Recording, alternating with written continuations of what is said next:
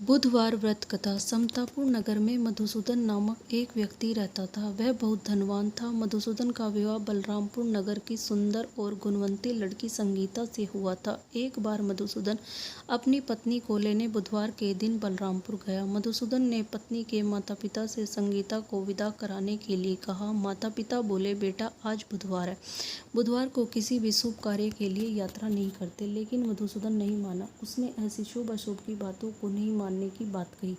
बहुत आग्रह करने पर संगीता के माता पिता ने विवश होकर दोनों को विदा कर दिया। दोनों ने बैलगाड़ी से यात्रा प्रारंभ की। 2 कोस की यात्रा के बाद उसकी गाड़ी का एक पहिया टूट गया। वहां से दोनों ने पैदल ही यात्रा शुरू की। रास्ते में संगीता को प्यास लगी। मधुसूदन ने एक पेड़ के नीचे बैठाकर जल लेने चला गया। थोड़ी देर बाद जब मधुसूदन कहीं से जल लेकर वापस आया तो वह बुरी तरह हैरान हो उठा, क्योंकि उसकी पत्नी के पास उसकी ही शकल सूरत का दूसरा व्यक्ति बैठा था। संगीता भी मधुसूदन को देख के हैरान हो गई। वह दोनों में कोई अंतर नहीं कर पाई। मधुसूदन ने उस व्यक्ति से पूछा, तुम कौन हो और मेरी पत्नी के पास क्यों बैठे हो? मधुसूदन की ऐसी बातें सुनकर उस व्यक्ति ने कहा, अरे भाई, यह मेरी पत्नी संगीता है। मैं अपनी पत्नी को ससुराल से विदा करा कर लाया हूँ। लेकिन तुम कौन हो जो मुझसे ऐसा प्रश्न कर रहे हो? मधुसूदन ने लगभग चीखते हुए कहा, तुम जरूर कोई चोर या ठग हो। यह मेरी पत्नी संगीता है। इसे पेड़ के नीचे बैठाकर जल लेने गया था। इस पर उस व्यक्ति ने कहा, अरे भाई, झूठ तो तुम बोल रहे हो। संगीता को प्यास लगने पर जल लेने तो मैं गया था। मैंने तो जल लाकर अपनी पत्नी को पिला भी दिया। अब तुम चुपचाप यहाँ से चलते बनो, तो किसी सिपाही को बुलाकर तुम्हें पकड़वा दूंगा। दोनों एक दूसरे से लड़ने लगे। उन्हें लड़ता देख बहुत से लोग वहाँ एकत्र हो गए।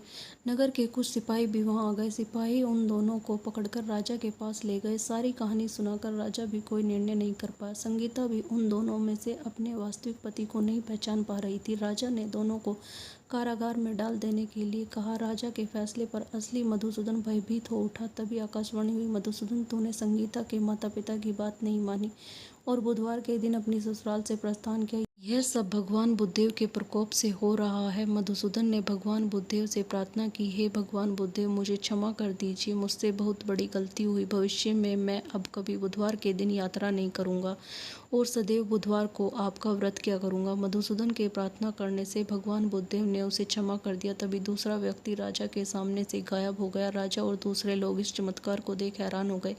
भगवान बुद्धदेव की इस अनुकंपा से राजा ने मधुसूदन और उसकी पत्नी को सम्मान पूर्वक विदा किया। कुछ दूर चलने पर रास्ते में उन्हें बैलगाड़ी मिल गई।